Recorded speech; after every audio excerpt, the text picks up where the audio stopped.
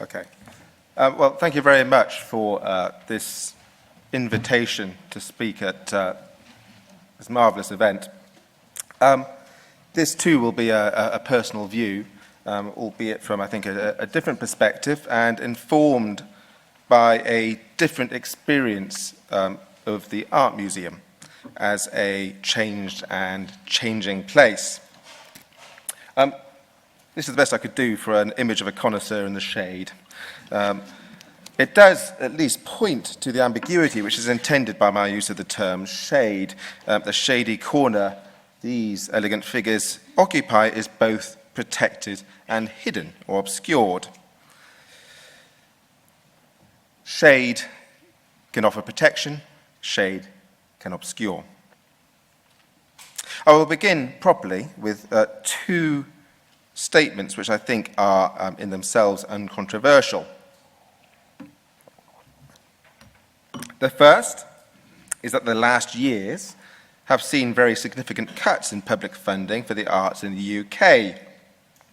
The Museums Association proposes that this stands at something like 30% since 2010 and make much of the resulting closures, apparent in the rather alarming map to the left there, which marks museums which have closed. They look like they're kind of biohazards rather than just kind of closing their doors, but it's meant to be a kind of map of museums which have had to close because of funding cuts.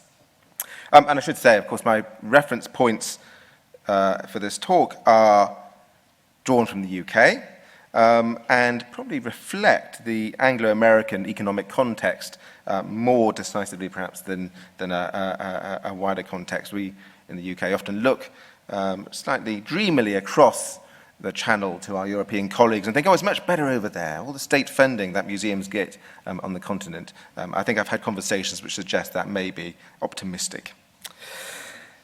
The second statement, reflected in the slide on the right, is that the last couple of years have seen an upsurge of complaints about the state of art historical practice, especially in those publicly funded museums focused on a purported crisis of connoisseurship. So we have had conferences and seminars and commentaries, including an interview on the right there, in the leading liberal broadsheet, The Guardian, with the chairman of the Hazlitt Group, the old master dealers, raising the alarm. Scholars fail to spot nuances in art as true connoisseurship dies out, says expert. Now, I've had a small part to play in some of these debates as a contributor to a Paul Mellon conference in London in 2014. But with that in mind, I want at the outset to be explicit about my take on what connoisseurship may be. I do not consider it to be, as has been suggested, trivial. Quite the opposite. The skills and knowledge generally associated with connoisseurship are fundamental to the work of a museum curator and critically important to art historians of all kinds. That, I think, should not really be in question. But there are important questions about how those skills and expertise are valued, located, and described. Connoisseurship is such a loaded term, associated with socially exclusive ways of gaining knowledge and behaving personally, that I do question the need to use the word at all.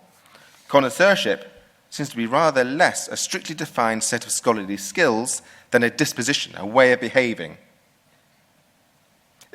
In the sense, it may be, in other words, about poise, in the sense meant by Richard Hoggart in his classic account of class and education, The Uses of Literacy, or disposition, as in the sociological work of Pierre Bourdieu. Connoisseurship is an aspect of social identity, rather than the sum of certain art historical skills or expertise which could be described quite differently. By way of illustration, I could point to a work acquired by Sir Tate in 2013, this 18th century pastel. This was offered to us by an art dealer as a John Russell of perhaps one of the well-known black personalities in London in the period, Equiano, or Sir Joshua Reynolds' servant. This turned out to be rather excited, wishful thinking.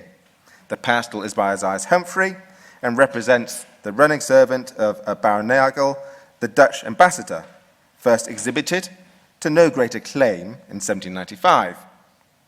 We were able to establish this through a mix of archival research and stylistic and technical comparison. in particular with reference to Humphrey's portrait of Frances Hayward at the National Portrait Gallery, which is on the right, which exhibits the same unblended hatching in the description of the face. Importantly, we also talk to people. Neil Jafari is the great pastoralist expert, colleagues in the Netherlands, and so on. So this is not a case study in heroic connoisseurship, but rather something decidedly more mundane and not especially media-friendly. The work of attribution and identification undertaken here is not done in isolation, but rather collaboratively. There are real questions to be asked about the heroic narrative of connoisseurship, which sees these skills vested in singular individuals, the great expert. Who are they? How are they appointed? Who, crucially, do they answer to? The attribution and identification of this portrait was vital for its museum acquisition, for various obvious reasons, not least to do with material financial value. As an art historian, I would argue it matters greatly with regard to the robust and productive interpretation of the image. But we could also imagine questions addressed to this work where it matters less. And this is dramatized, clearly, because it is an image of a black figure. It raises questions of race. We could imagine an analysis or display of this image in relation to other representations of non-white figures where the question of authorship is pretty well irrelevant.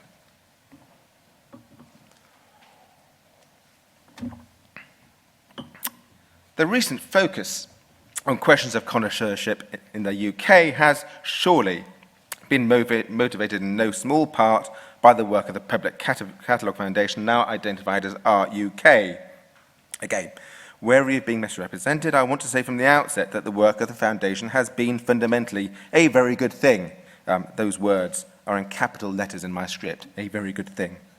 They have pulled together or generated images of over 200,000 paintings in oil in public collections in the UK, published them initially in print, and made them freely available online. I know this is a very good thing, because in the winter of 2014-15, I was fortunate enough to have a Paul Mellon Centre mid-career fellowship, which released me to work on my own research topic, the 19th century British painter Henry Peronnet Briggs. Access to the Public Catalogue Foundation meant that in mere seconds, I was able to pull up the 50 works and public collections identified as by him. Here is what the search looks like today, and at the page of it. I'm sure many of you have used the site. The painting on the right, this also inevitably throws up some problems, or questions at least. The painting here on the top right, in Dulwich Picture Gallery, is not by Henry Peronnet Briggs. It is by an even more obscure 19th century portrait painter, William Keeley Briggs. We know this because there's a print reproducing the other version of the painting in Innkeeper's Hall in the City of London, which you can see in the right there. It is problems of this sort that the Public Catalogue Foundation seeks to address with a newer initiative, Art Detective, whose purpose is clearly stated on the website. Through Art Detective, anyone with specialist knowledge can help public art collections across the United Kingdom by proposing and contributing to strands of discussion published online. Here is how it looks, well, a few days ago, currently. And as you can see, it's largely taken up with questions of attribution and identification, classic connoisseurship stuff.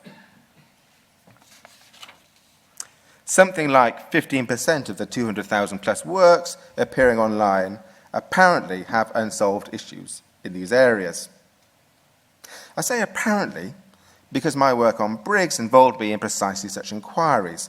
I got to be an art detective in my own little way. Here is what the PCF identifies as an anonymous portrait of a young student in Cambridge, which I discovered was by Briggs, because Briggs exhibited a portrait of the sitter in 1817, because he painted and engraved the sitter's father, on the left there. You can see the family resemblance, actually. And because stylistically, there is a compelling case for this attribution. Now, with this and with the Druce portrait, you started with an instinctive response. This just didn't, it looked right or didn't look right, and that led to a kind of documentary research. I cheerfully relayed this information to Trinity Hall, excited in my new status as an art detective. And Trinity Hall rather severely told me they knew this already. This is the artist named in their card index of pictures in the collection. I was similarly excited about being able to identify this portrait by Briggs in Oxford as being William Henry Ashurst, solicitor and under-sheriff of London, because of a contemporary print, identifying the sitter very clearly. And I wrote to the right person at the town hall in Oxford, where this picture is displayed, to be told, more nicely this time, that they knew this. That, in fact, there was a great big gold plaque at the bottom of the picture saying who the sitter was. So I was foiled again. The Art Detective Initiative has been positioned as a response to the crisis of connoisseurship quite explicitly. As an editor's letter in Apollo states, the project acknowledges the dwindling of traditional specialist object-orientated knowledge in our museums and galleries. With hindsight, that general trend seems to have been somewhat inevitable, as art historians schooled in the context-heavy new art history of the 1980s and 1990s have taken up senior museum posts and responsibilities. It doesn't name any names, so she can make up her own mind who he's referring to. Art Detective is proclaimed there as part of an upsurge of popular connoisseurship, and the phrase is used, popular connoisseurship, media-friendly, participatory, appealing to the mass, appealing to the crowd even. My own experience suggested that the problem was at least sometimes less with a crisis of connoisseurship and more with record-keeping.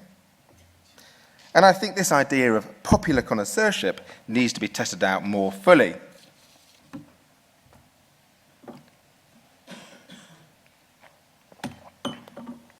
Andrew Gregg of the University of Glasgow has helpfully drawn up these figures, and they're published online in a slideshow of a talk that he gave at the end of 2015, representing the way Art Detective has actually been used.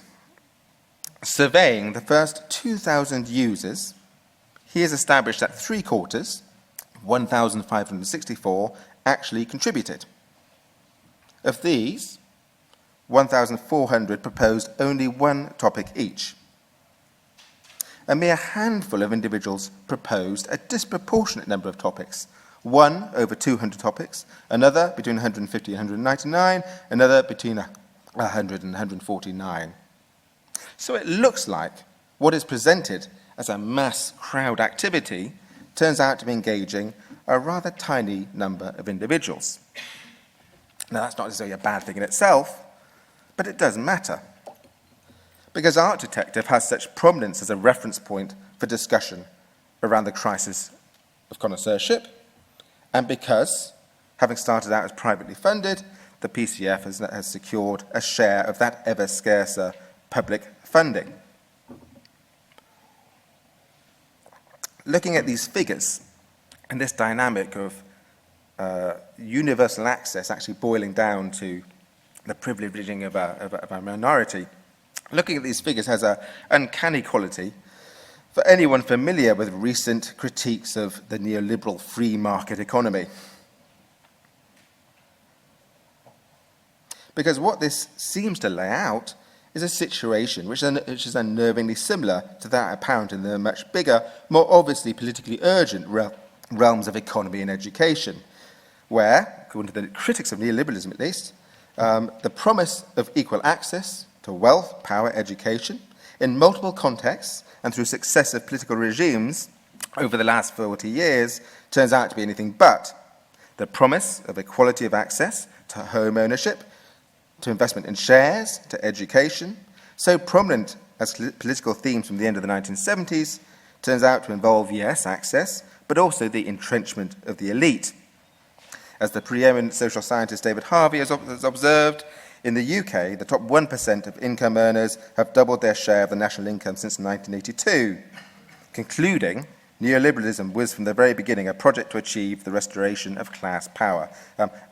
That time frame is employed because that's the period in which social housing was being put into private hands, in which the stock market was opened up so that everybody could be an investor, everybody could be part of the market, and because of educational changes that were meant to provide kind of equal access to education for everyone. So if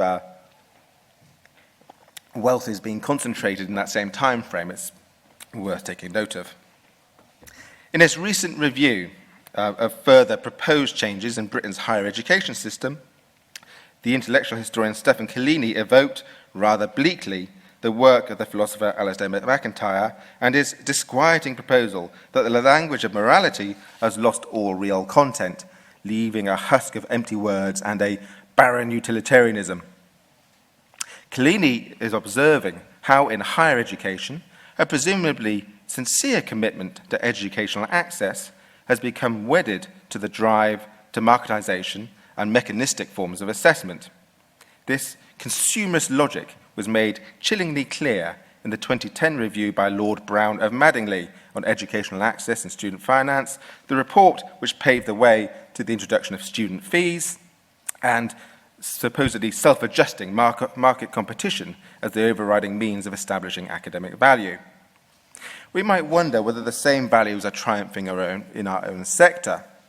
To consider this question, we might, for instance, look at the policymakers and leaders involved and see if we can join up the dots between economics, education, and market forces.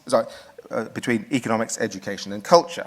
Are there perhaps personalities at work behind all this talk of impersonal market forces? We might want to substantiate our suspicions by looking perhaps at the composition of trustee boards to see if business interests have begun to prevail over the scholarly. We might want to put under greater pressure the economistic thinking which seems to be everywhere now and which, for its critics, represents a disavowal of responsibility so that decisions are made not on the basis of an acknowledged political position or policy position, but as the result, supposedly, of economic inevitability. And those of us who work in museums are very used to this. We will do that exhibition rather than that exhibition because of economics.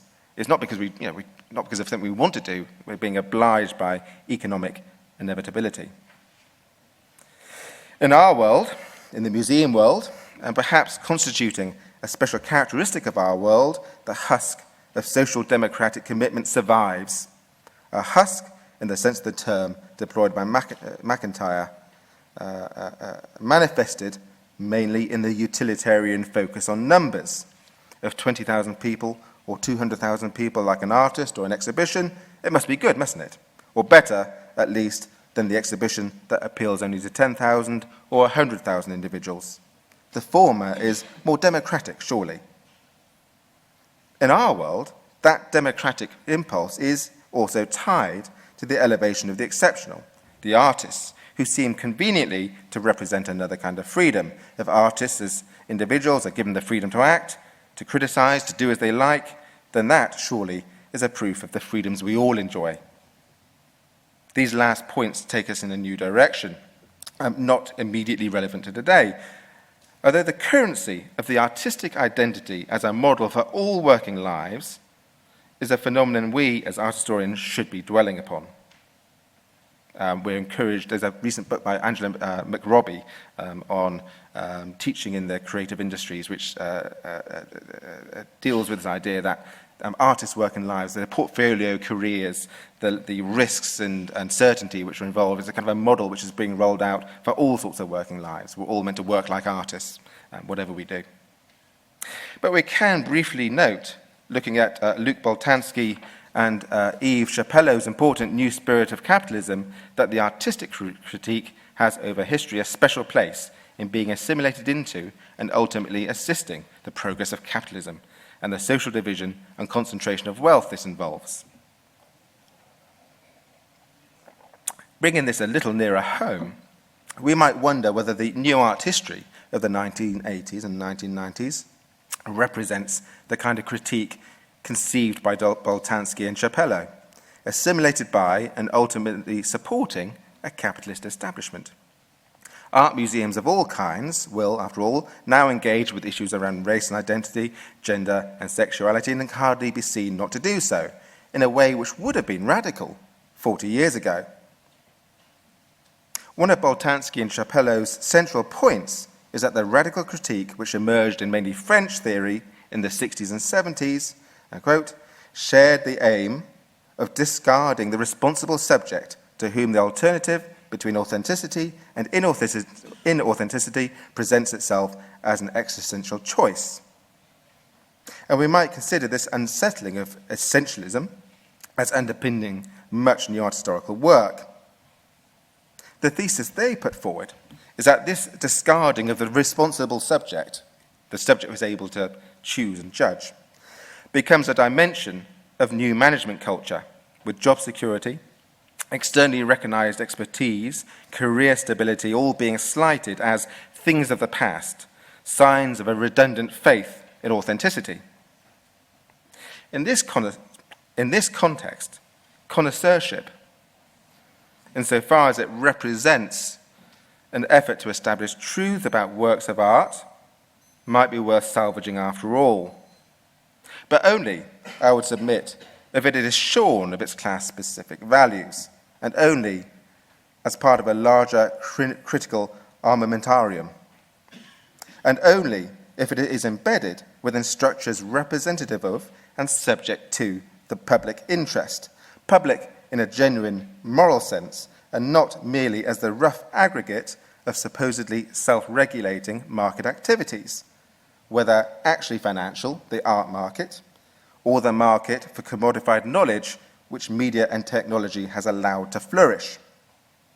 For, in insisting on evaluative acts of judgment based on experience and skill rather than bureaucratic authority, it does at least stand against the political and managerial dependence on either the barren utilitarian of statistics, the sad surviving shadow of social democratic commitment perhaps, or on the outright manipulation of untruths in the context of marketing and branding. But all that depends on turning the discussion of connoisseurship away from the question of what is, away from the question of what it is, as I'm quite sure there's not really much to dispute about that, towards, instead, the question of who practices it, where, and to what ends. Thank you.